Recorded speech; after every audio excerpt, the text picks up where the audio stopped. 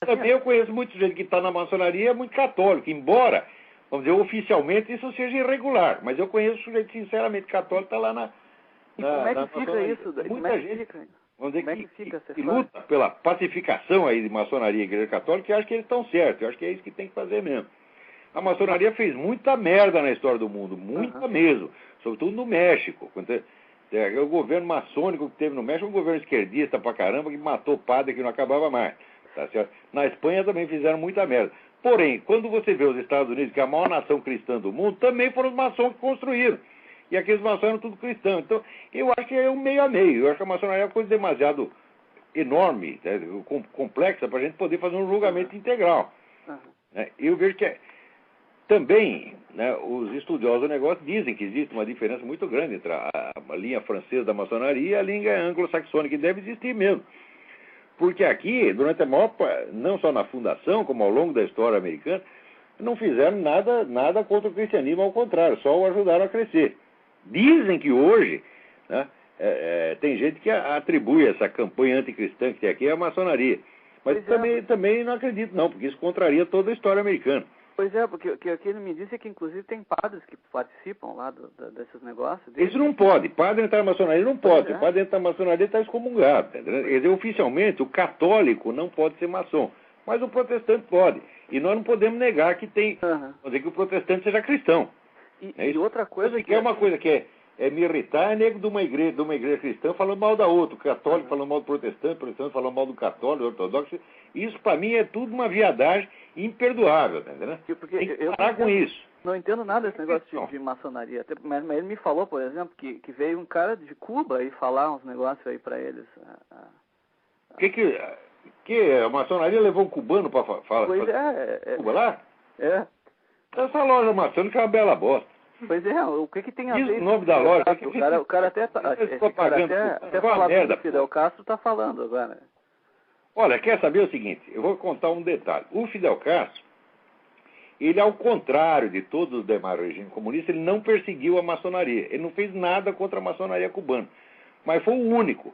Porque, olha, eu, por exemplo, eu morei na Romênia. A maçonaria romena inteira estava na cana, você está entendendo? E pior, tinha um sujeito que é o grão-mestre da maçonaria, depois descobriram que ele que era o agente lá da Securitate. Securitate é a KGB romena. Era ele que era o agente da Securitate que dava os amigos. Foi tudo parar na cana. Entendeu? Quer dizer, a maçonaria lá sobreviveu, não se sabe como. Agora, em Cuba, de fato, o Fidel Castro foi mais esperto, né? Como ele sabia que nos Estados Unidos tem muito maçom, então ele decidiu não arrumar briga com a maçonaria. E o Lula não é maçom também? Olha, pelo que eu sei, eu acho que é. Eu acho que ele é, eu acho que o FHC é, eu acho que no Brasil todo mundo que está na política é, de algum modo. Não é isso? Mas eu não acompanho as atividades da maçonaria brasileira na atualidade. Eu sei, vamos dizer que no Império, por exemplo, todos os fundadores do Império eram maçons, tá certo? Também sei que depois, quando veio a República surge em parte de uma aliança entre uma fração da Igreja Católica e uma fração da maçonaria. Estavam os dois, a Igreja estava muito brava com o Imperador, porque o Império foi uma fase de muita perseguição contra a Igreja, né? Os nossos imperadores eram, como é que diz, eram maçom do B, tá entendendo? Eles eram anticatólicos pra caramba. Então, a Igreja foi muito sufocada no Brasil durante o Império. Então, a República foi a salvação. Para proclamar a República, então, uma pala da maçonaria que estava brava com o Imperador se aliou, né, com a Igreja. Tanto que a Igreja no Brasil só veio a ter liberdade mesmo, poder, por exemplo, abrir novos monastérios, abrir escolas, etc., quando veio a República. A República salvou a Igreja no Brasil. Né? Também tem muita gente que fala, não, o Império era melhor. Sob certos aspectos era melhor, sob outros era pior. Você vê, quando começou, por exemplo, no tempo da independência, mais ou menos em 1800, havia 3 mil monges no Brasil. Quando terminou o Império, sabe quanto tinha? Tinha 8, porque eles não deixavam abrir monastério, não deixavam, como é que dizer, o superior da ordem vir aqui, né, fiscalizar. Em suma, fizeram tudo para a Igreja virar uma bagunça. Então foi a partir da República que começaram a surgir as escolas católicas. Então tudo isso aí, a gente não pode julgar em bloco não, viu? Não com uma entidade ou como a Igreja Católica, ou com a maçonaria, não se pode julgar em bloco não. Porque são entidades na qual você tem uma imensa oposição interna e que são entidades que não têm um programa político determinado. Não é que nem o Partido Comunista, que tem um programa unificado. Tá, né? Isso é a mesma coisa que você julgar o exército brasileiro. Lá tem desde santo até filha da puta, tem tudo. Né? E tem alguma coisa que eu possa ler sobre esse assunto, assim, que o senhor possa me recomendar? Olha, sobre a maçonaria no Brasil, existe a participação da maçonaria no Brasil. Você pode ler a famosa história dos fundadores do Império no Brasil, do Otávio Tarquínio de Souza. Ela tem muitos dados sobre isso. Tem gente aí que escreveu sobre... Tem o famoso livro do Gustavo Barroso, que era contra a maçonaria. O Gustavo Barroso tem um monte de informação, mas não entendia merda nenhuma, era completamente louco. Né? Então é uma pena, o sujeito estudava, quando vai estudar, mais maluco ficava. Então, né, ele ajudou, tinha até aquele negócio de ter uns malucos lá do interior do Nordeste, que faziam rituais satânicos lá de matar a criancinha, da pedra do... o famoso caso da Pedra do Reino, né? Que eram uns camponeses, analfabetos lá no meio do sertão, né?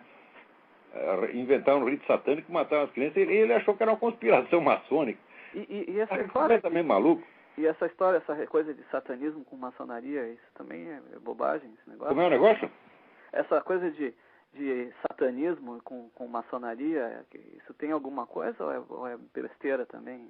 Não, já houve sessões da maçonaria comprometidas com isso, porque você vê, maçonaria, assim, uma loja não sabe direito o que se passa na outra, né? Então é fácil você entrar lá e fazer uma bagunça. Não teve o famoso caso dos Illuminati, aquela seita, essa satânica, assim, fundada pelo Adam Weishaupt na Alemanha, né?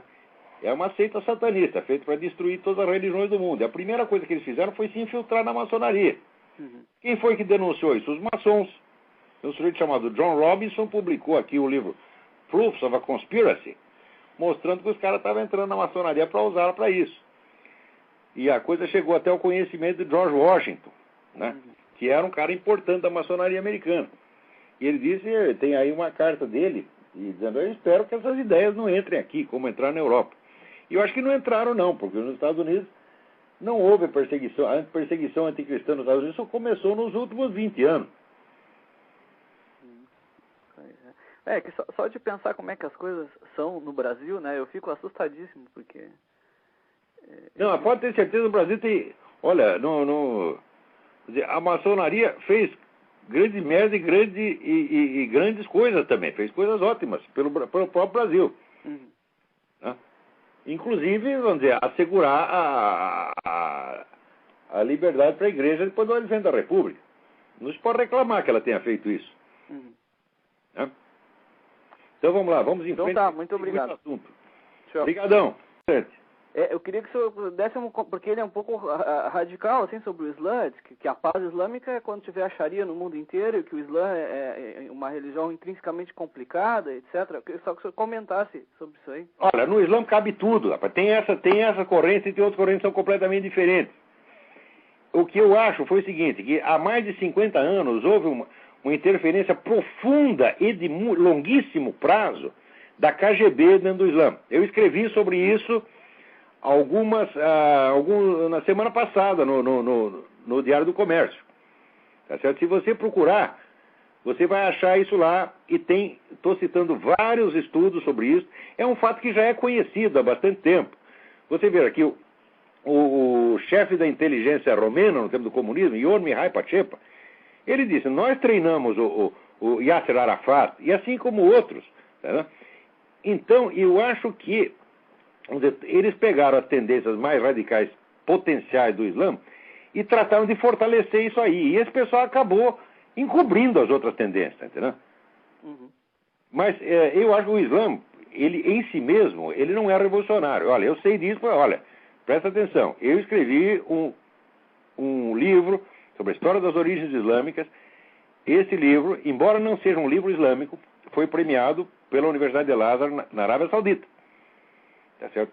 Até eles foram muito simpáticos, eles disseram, olha, no regulamento do concurso, a gente dizia que ia publicar o livro. Como o seu livro não é islâmico, nós não podemos publicar, nós te damos o equivalente em dinheiro. Eu falei, melhor ainda. Tá certo? Daí eu aproveitei o dia para fazer uma viagem que eu queria fazer. Isso foi em 86, 87. Então eu estou falando como alguém que conhece o assunto. O Islã, na origem, não é revolucionário de maneira alguma. Se você pegar a minha definição de revolucionário, você vai ver que o Islã não se encaixa. Agora, dentro dele existe um potencial que pode ser explorado no sentido revolucionário.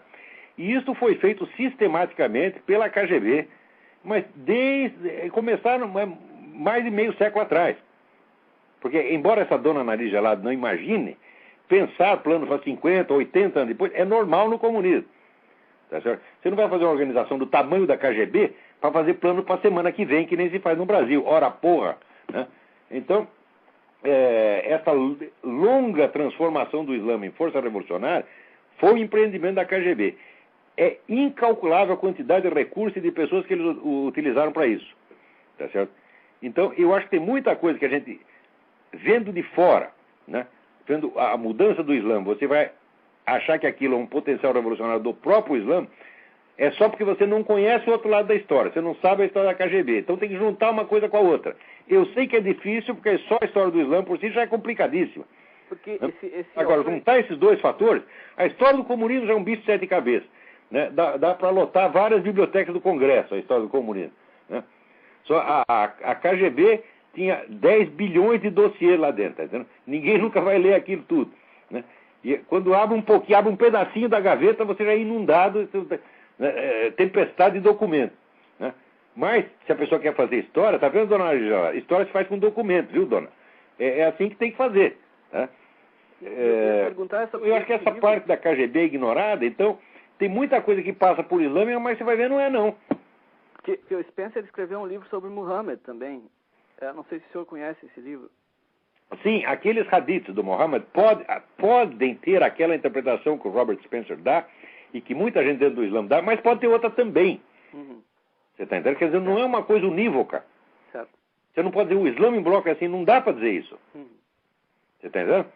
Porque, sabe, todo texto religioso é um texto, como é que diz? É num estilo que se chama querigma. Querigma é uma mistura de poético e retórico. Tá certo?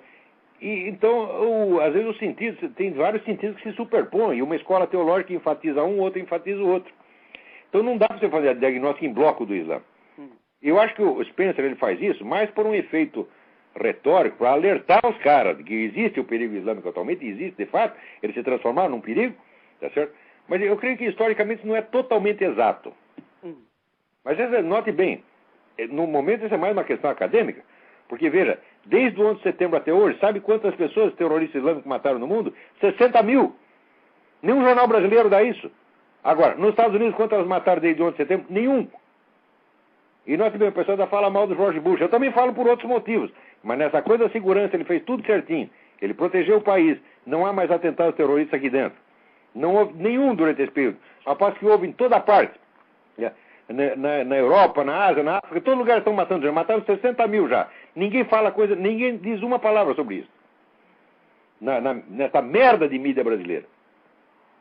Não, é verdade, mas se a pessoa lê o Front Page Mag, lê o site da Daniel Parks, etc., a pessoa tem uma quantidade de informações que realmente a gente vê que não chega a nada aqui. Não chega. A gente vai procura, sai em jornais da Ásia, às vezes sai em jornal americano, sai em jornais da Ásia, sai em jornais da África. Todo mundo está sabendo disso. Agora, o Brasil, rapaz, o Brasil está tampado para o mundo. Notícia não chega aí.